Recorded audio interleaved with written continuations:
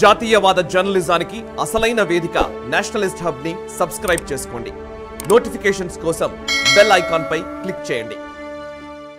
బీజేపీలో అధ్యక్షుడిని మార్చినంత మాత్రాన లేదా ఇంకొక బాధ్యత ఇచ్చినంత మాత్రాన, బాధ్యత తగ్గించినంత మాత్రాన ఏమీ జరగదండి. నేను ఇంతకు ముందు 2-3 సార్లు కూడా అన్నాను.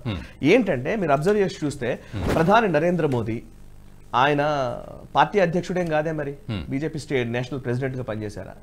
లేదే. ప్రధానమంత్రి అయ్యారు ఆయన. ఓకే, సో యోగి ఆదిత్యనాథ్ ముఖ్యమంత్రి అయ్యారు. ఆయన స్టేట్ ప్రెసిడెంటా? స్టేట్ బీజేపీ ప్రెసిడెంట్ ఏం కాదు ఆయన, ముఖ్యమంత్రి అయ్యారు. సో నార్త్ ఈస్ట్ కి సంబంధించి హిమంత బిశ్వ శర్మ ఆయన అయ్యారు ముఖ్యమంత్రి. సో అట్లేం లేదు. అట్లా అని చెప్పేసి అధ్యక్షుడు ముఖ్యమంత్రి కాలేదా? అవుతారు. అన్నామలై ఉన్నారు, ఆయనే ముఖ్యమంత్రి అభ్యర్థి అవ్వచ్చు, ఎవరైనా అవ్వచ్చు, దాంట్లో డౌట్ ఏం లేదు. యడ్యూరప్ప ఉన్నారు, పార్టీ ప్రెసిడెంట్ గా ఉండే ముఖ్యమంత్రి అయ్యారు. సో ఇలా ఉంటే ఎలా అవుతుంది, అలా ఉంటే ఇలా అవుతుంది అనేది ఉండదు. బీజేపీ ఎప్పుడు కూడా ఏం చేస్తుందంటే ఒక మనిషిని పెంచాలన్నా తగ్గించాలన్నా సిస్టమ్ బేస్డ్ పార్టీస్ ఇవన్నీ కూడా. సో సిస్టమే కీలకం అవుతుంది. ఆ సిస్టమ్ ని అర్థం చేసుకోగలిగితే మాత్రం అన్ని మారిపోతాయి. ఈరోజు బండి సంజయ్ని అధ్యక్షుడిగా మార్చారు అని అంటే, ఒకవేళ ఆయన తీస్తారనుకోండి, ఆయన డెఫినెట్ గా కేంద్ర మంత్రివర్గంలోకి తీసుకోవచ్చు. అది మరి ప్రమోషన్ కాదా? సో అట్లేముండదు. అండ్ ఇప్పుడు కిషన్ రెడ్డి గారిని కేంద్ర మంత్రిగా ఆయన రాజీనామా చేసి మీరు అధ్యక్ష పదవికి వెళ్ళండి అని అన్నారు అనుకోండి, అదేం డిమోషన్ కాదు. ఆయన కూడా తెలుసు ఆ విషయం. అంటే వీళ్ళంతా పార్టీ బేస్డ్ గా పనిచేస్తున్నారు కాబట్టి. సో పార్టీని అర్థం చేసుకునే విధానంలో ఉన్న కొన్ని సమస్యల్ని, ఆ గ్యాప్స్ ని ఫిల్ చేసే పరిస్థితి లేకపోవడం వల్ల వచ్చిన సమస్య ఇది. ఆ గ్యాప్స్ ని ఫిల్ చేయట్లేదు. మేబీ బండి సంజయ్ విషయంలో జరుగుతున్నది ఏంటి అని అంటే, ఆయన అధ్యక్షుడిగా కొన్ని పనులు చేయాల్సినవి చేయలేదు అనేది ఒక అభిప్రాయం. మేబీ అంతే, అంతకు మించి ఏముండదు. బట్ ఆయన కూడా మళ్ళీ అంతే అగ్రెసివ్ గా ఆయనని ఎలక్షన్ క్యాంపెయిన్ లో వాడొచ్చు. ఎలక్షన్ లో అద్భుతంగా ఆయన క్యాంపెయిన్ లోకి వినియోగించుకునే అవకాశం ఉంటది. అవన్నీ జరుగుతూనే ఉంటాయి. బట్ అంటే నిజానికి కూడా బీజేపీ, భారతీయ జనతా పార్టీలో ఒక కొత్త ఉత్సాహం నింపిన వ్యక్తి బండి సంజయ్ గారు. అది అందులో ఎటువంటి డౌట్ లేదు. అన్నట్టు విజయ తీరాలకు చేర్చడం కావచ్చు, లేకపోతే ఒక కొత్త ఉత్సాహాన్ని అందరిలో నింపడం కానీ. సో మరి ఆ గ్రాఫ్ తీసుకున్నప్పుడు సో ఇంకా చెయ్యని పనులు, చేయలేని పనులు అంటే ఇంకా వ్యూహాత్మకంగా ఉంటాయి. Simple what got you here won't get you there. This is what I am telling. మళ్ళీ అదే చెప్తాను నేను, what got you here won't get you there. So ఇన్ని చేశాం కాబట్టి ఇది చేస్తాను ఉండదు. దానికి అదే, దీనికి ఇదే. సో ఇప్పుడు బీజేపీలో కూడా మీరు అబ్జర్వ్ చేసి చూస్తే చాలా మంది నాయకులు ఉన్నారండి. చాలా మంది నాయకులు ఎలక్షన్స్ లో పెద్దగా ప్రభావితం చేయలేని వ్యక్తులు చాలా మంది నాయకులు ఉండవచ్చు. వాళ్ళని చాలా మందిని గవర్నర్లను చేశారు, రాజ్యసభకు పంపించారు. ఈవెన్ బీజేపీ నేషనల్ లెవెల్లో ఆలోచించి చూస్తే ఇప్పుడు సెంట్రల్ క్యాబినెట్ లో ఉన్న వాళ్ళు ఎంతమంది ఎలక్షన్స్ లో గెలిచి వచ్చే వాళ్ళు ఉన్నారు చెప్పండి? ఎస్ జయశంకర్, లేకపోతే నిర్మలా సీతారామన్, లేకపోతే పీయూష్ గోయల్, లేకపోతే రాజీవ్ చంద్రశేఖర్, అండ్ ఈవెన్ రాజ్నాథ్ సింగ్. ఒక లక్నో నుంచి ఆయన గెలుస్తారనుకోండి, ఒక 10 నియోజకవర్గాల మీద ప్రభావితం చేయగలిగే వ్యక్తుల ఎలక్షన్స్ గెలిచే వాళ్ళేం కాదు సెంట్రల్ క్యాబినెట్ లో ఉన్నవాళ్ళు. But they are very powerful today. Governance is different from politics. Political పార్టీని నడిపే విధానం వేరే. పొలిటికల్ పార్టీ విన్నింగ్ మెకానిజం ఉంటుంది, అరిథమెటిక్స్ వేరే ఉంటాయి. ఈ విన్నింగ్ మెకానిజం ని అర్థం చేసుకుని విన్నింగ్ హార్సెస్ ఎవరైతే ఉంటారో వాళ్లను ప్రొజెక్ట్ చేయడమే లెక్క. పొలిటికల్ పార్టీ నడిచే విధానం అది. అండ్ గవర్నమెంట్ నడిచే విధానం వేరే. ఈ రోజు ఎలక్షన్స్ లో ఓడిపోయినంత మాత్రం రేపు పొద్దున గవర్నమెంట్ లో ఉండరని చెప్పడానికి కూడా లేదు. That is what BJP's mechanism. So elections లో ఓడిపోయినంత మాత్రాన కీలకమైన పదవుల్లో ఉండరు అని చెప్పడానికి లేదు. అండ్ ఎలక్షన్స్ గెలిచినంత మాత్రాన గొప్ప పొజిషన్ లో ఉంటారని కూడా చెప్పడానికి లేదు. అత్యధిక మెజారిటీ వచ్చిన ఎంపీని తీసుకెళ్లి క్యాబినెట్ లో ఏం పెట్టలే. గుజరాత్ లో ఉంటారు ఒక ఎంపీ, ఆయన అత్యధిక మెజారిటీ వచ్చింది, ఆయన ఏం క్యాబినెట్ లో పెట్టలే. So that's not the point. Criteria is different. ఏ అవసరానికి ఎలాంటి మంది వేయాలి, ఏ కష్టానికి ఎట్లా వర్క్ చేయాలి, ఎలాంటి రెస్క్యూ ఉంటే బాగుంటుందని ఆలోచించే పార్టీ బీజేపీ. బట్ ప్రాబ్లం ఏంటంటే అదే బీజేపీలో కన్ఫ్యూజన్ నడుస్తుంది. దట్ ఈస్ అది వైచిత్రి. అండ్ ఈ కన్ఫ్యూజన్ తోటి అయితే ఇంకొకటి అండి, కాంగ్రెస్ గురించి కూడా మనం మాట్లాడుకుందాం ముందు. అయితే బిఫోర్ దట్ బీజేపీ గురించి ఒక ఫైనల్ క్వశ్చన్ ఏంటి అంటే, కర్ణాటక ఎన్నికల తర్వాత బీజేపీ డీలా పడిపోయింది. కాంగ్రెస్లో ఉన్న ఉత్సాహం చూసి లేదా సొంతగానే బీజేపీలో మీరన్న ఆ కన్ఫ్యూజన్స్ వల్ల పూర్తిగా నీరుగారిపోతోంది అనే సిచ్యువేషన్ ఉంది. దాన్ని మరి అది ఎలా అర్థం చేసుకోవాలి, నిజమేనా?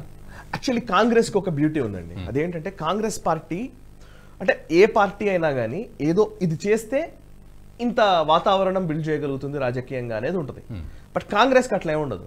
కాంగ్రెస్కి అనాయచితంగానే వాతావరణం బిల్డ్ అవుతుంది. కాంగ్రెస్ ఎప్పుడూ అంతే. కాంగ్రెస్ ఎప్పుడు అధికారంలోకి వచ్చినా కూడా వాళ్ళు ఏదో ఈ ప్రయత్నం చేయడం వల్ల మేము అధికారంలోకి వచ్చామనేది ఉండదు. మీరు అబ్జర్వ్ చేసి చూస్తే నాయకులు, చాలా మంది నాయకులు ఉంటారు కదా, నాకు చాలా మంది పరిచయమైన నాయకులే, పెద్ద పెద్ద సీనియర్ నాయకులు అందరూ ఉన్నారు. వాళ్ళందరూ సుదీర్ఘకాలంగా రాజకీయాల్లో ఉన్నవాళ్ళు, ఆయా నియోజకవర్గాల్లో ఇంకా వాళ్ళు ఐకానిక్ లీడర్స్ అంతే. ఇంకా అట్లా ఉన్నవాళ్ళు అధికారం కోల్పోయిన వెంటనే వాళ్ళు ఒక 3 ఏళ్ళు సైలెన్స్ గానే ఉంటారు. చాలా మంది నాయకులు సైలెంట్ అయిపోతారు, అసలు స్టేట్మెంట్ కూడా రాదు. కాంగ్రెస్ లో ఎలక్షన్ ఇయర్ వచ్చినప్పుడు వాళ్ళు బయటకు వస్తారు, మళ్ళీ గెలుస్తారు. కాంగ్రెస్ కు ఒక వాతావరణం బిల్డ్ అయిందంటే ఆటోమేటిక్ గెలిచిపోతారు అందరూ. కాంగ్రెస్ కు వాతావరణం ఎట్లా ఉంటుంది అంటే మీరు చూడండి, లాస్ట్ 1 month లో ఒక్కసారిగా కాంగ్రెస్ పిక్ అయింది. ఎట్లా పికప్ అయింది అని అంటే దానికి ఏం లేదు, కాంగ్రెస్ కున్న అది మొదటి నుంచి దానికి ఒక వాతావరణం ఉందన్నమాట. కాంగ్రెస్ ఎవరు ఫెయిల్ అయినా కాంగ్రెస్ పుంజుకుంటుంది. అంటే అదే ఉత్సాహం ఇక్కడ బీజేపీలో వీళ్ళంతా కాంగ్రెస్ పుంజుకుంది అని అంటే కాంగ్రెస్ ఏదో చేయడం వల్ల పుంజుకోలేదు. రేవంత్ రెడ్డి గారు, సంజయ్ గారు పాదయాత్ర చేసినట్టే రేవంత్ రెడ్డి గారు కూడా చాలా రోజులకెళ్ళి పాదయాత్ర చేశారు. భట్టి విక్రమార్క గారు చాలా రోజుల నుంచే పాదయాత్ర చేస్తున్నారు. దాని వల్ల జరగలే. అండ్ పొంగులెట్టి జాయిన్ అయ్యారు కాబట్టి రాలే. బీజేపీ అంటే ప్రభుత్వ వ్యతిరేకత రెండున్నాయి. ప్రభుత్వ వ్యతిరేకతని ఎస్టాబ్లిష్ చేసే క్రమంలో బీజేపీ పుంజుకున్నంత కాలం కాంగ్రెస్ చతికిలబడే ఉంది. బీజేపీ ఒక్కసారిగా డల్ అయినట్టుగా కనిపించగానే కాంగ్రెస్ వెంటనే పిక్ చేసుకుంది. దట్స్ వాట్ నేను చెప్తున్నాను కదా, కాంగ్రెస్ స్వతహాగా తాను ఏదో పని చేసి ఏదో ఒక ఈక్వేషన్ తోటి, ఒక వ్యూహం తోటి ఎదగడం కాదు. ఇంకొకరి ఫెయిల్ అయ్యారంటే కథం ఆటోమేటిక్ గా కాంగ్రెస్ ఉంటది ఆల్టర్నేటివ్. ఒక పార్టీ ఫెయిల్ అయిందనగానే కాంగ్రెస్ ఆటోమేటిక్ గా ఆల్టర్నేటివ్ అయిపోతుంది. అది దట్ ఈస్ వాట్ కాంగ్రెస్ దానికి ఉన్న ఒక లక్షణం అది. రైట్. అంటే మీరు అన్నట్టు నేను అంటే బీజేపీ కాంగ్రెస్ కి వస్తున్నాను. సో ఈ క్రమంలో అంటే కర్ణాటక ఎలక్షన్స్ అనేది ఒకటి, పొంగులేటి జాయినింగ్ అనేది ఒకటి.